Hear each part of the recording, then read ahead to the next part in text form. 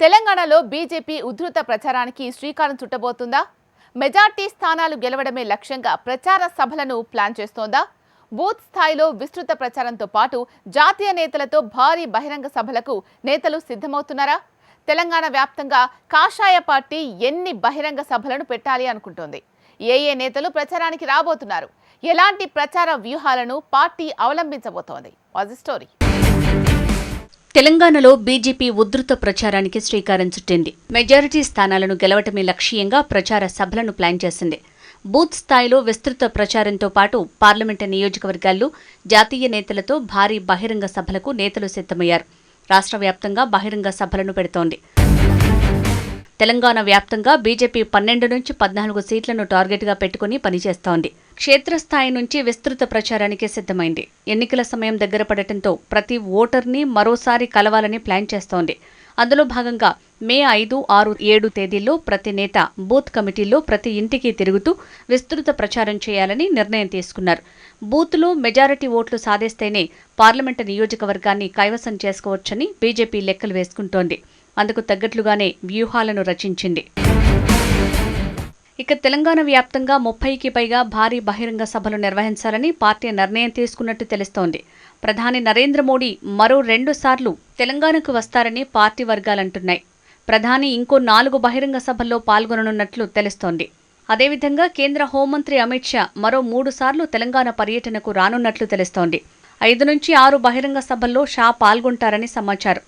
BJP జాతీయ అధ్యక్షుడు JP Nadda ఇంకో 4 నుంచి 5 బహిరంగ సభల్లో పాల్గొంటారట.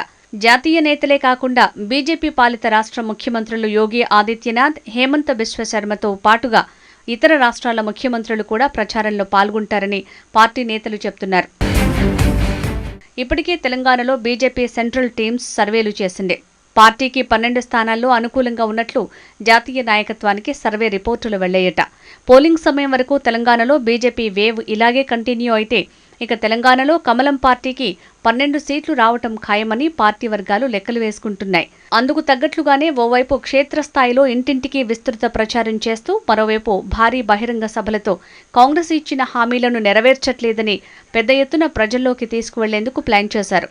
మరోవైపు బీఆర్ఎస్కు ఓటు వేసినా కేంద్రంలో అధికారంలోకి వచ్చేది లేదు కాబట్టి బీజేపీ ఎంపీలను గెలిపేస్తే రాష్ట్రం అభివృద్ధి చెందుతుందనే అంశం పెద్ద ఎత్తున ప్రజల్లోకి తీసుకువెళ్లి ఓటర్లను తమ వైపుకు తిప్పుకోవాలనుకుంటోంది కమలం పార్టీ.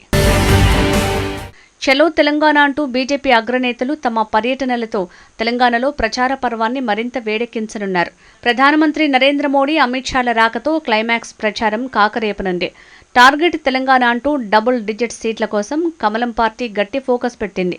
ఈ నెల 8, 10 తేదీల్లో సుడిగాలి పర్యటనలతో మోడీ తెలంగాణను చుట్టేయనున్నారు. ఈ నెల 8న వేములవాడ, ఆ తర్వాత వరంగల్ జిల్లా మడికొండ బహిరంగ సభల్లో మోడీ పాల్గొంటారట.